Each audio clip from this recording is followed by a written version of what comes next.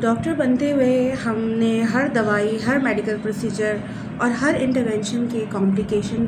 ضرور پڑے تھے۔ آج آئرنی اور بدقسمتی یہی ہے کہ ہر میڈیکیشن یا پروسیجر،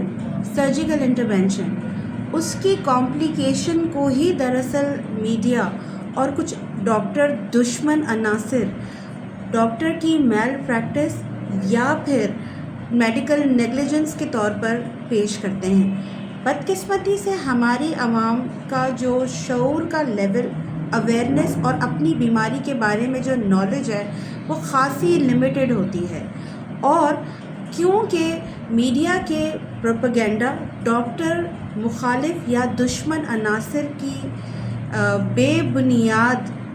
نفرت اور لگائی بجائی والی ایکٹیویٹی، نیگیٹیوٹی کی وجہ سے لوگوں کا ڈاکٹرز پر عدم اعتماد اور ڈاکٹر کی شاپنگ نے اپنی بیماری کے متعلق لوگوں کو بالکل محدود کر دیا ہے۔ وہ اپنے ڈاکٹر پر ٹرسٹ نہیں کرتے اور ہر چیز کو ایک بزنس اسٹریٹجی کے طور پر دیکھتے ہیں۔ ڈیفینیٹلی ڈاکٹر اپنے وقت کا، اور اگر وہ پرائیویٹ پریکٹس کر رہا ہے تو اپنی کلینک میں ہر پیشنٹ دیکھنے کا ایک معاوضہ، جسے اس کی فیس کہتے ہیں، وہ طلب کرتا ہے، اور یہ اس کی ایکسپیرئنس، ڈگری اور کتنا وہ وقت دیتا ہے، یہ اس پر ڈپینڈ کرتا ہے۔ لوگوں کو لگتا ہے کہ ہر چیز ایک بزنس اسٹریٹجی ہے اور ہر کمپلیکیشن دراصل میڈیکل نیگلیجنس۔ اس معاملے کی سلیوشن کے لیے دونوں پارٹیز، یعنی کہ فزیشین اور ڈاکٹر، دونوں کو کسی بھی پروسیجر، دوائی سے پہلے آپس میں بیٹھ کر معاملات کو سمجھنے، حل کرنے اور کنسنٹ، اس کے بعد ہی کوئی کام کریں۔ کنسنٹ کا بھی ہمارے ہاں یہ ہوتا ہے کہ جی ہم 1-2 لائن لکھ کر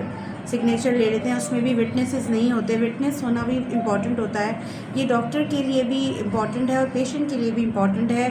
کہ مریض کو اچھے طریقے سے پروسیجر سمجھ میں آ گیا، انڈیکیشن سمجھ میں آ گئی، کمپلیکیشن سمجھ میں آ گئی، اور اس کے بعد سگنیچر دراصل ان کو ایتھیکلی اور میڈیکل لیگل پرسپیکٹو سے بھی بچاتا ہے۔ یاد رکھیے، ہر پروسیجر کے بعد ہونے والی کمپلیکیشن میڈیکل نیگلیجنس نہیں ہوتی۔ اگر کسی کو بھی کوئی پرابلم ہے تو وہ قانونی سہارا لے سکتا ہے، ہیلتھ کیئر کمیشن کو انوالو کر سکتا ہے، لیکن عام طور پر کسی کی ساخت کو متاثر کرنا، کسی کی پراپرٹی کو نقصان پہنچانا، یہ موب مینٹالٹی کو پروموٹ کر کر